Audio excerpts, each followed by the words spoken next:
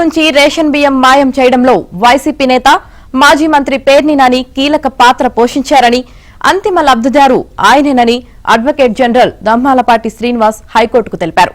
బియ్యం విక్రయించడం ద్వారా వచ్చిన సొమ్మును గోడౌన్ మేనేజర్, ఈ కేసులో రెండో నిందితుడైన మానస తేజ బ్యాంకు ఖాతా నుంచి పేర్ని నాని ఖాతాకు డబ్బులు బదిలీ అయ్యాయని వెల్లడించారు. ఇందుకు సంబంధించిన ఆధారాల్ని కోర్టు ముందుంచారు.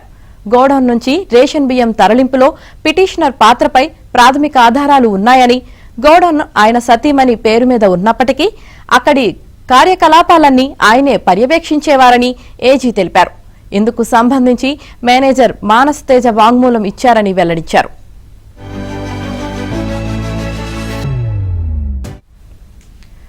మానస తేజ పిటిషనర్ సతీమణి వద్ద ఉద్యోగం చేస్తున్నారని, జీతం రూపేణా ఆయన అకౌంట్కు డబ్బులు వెళ్లాలని, కానీ ఈ కేసులో ఉద్యోగి ఖాతా నుంచే యజమాని కుటుంబ సభ్యుల ఖాతాకు సొమ్ము చేరిందని వివరించారు.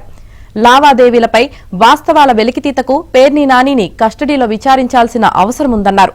ముందస్తు బెయిల్ కోసం ఆయన దాఖలు చేసిన పిటిషన్ను కొట్టివేయాలని కోరారు.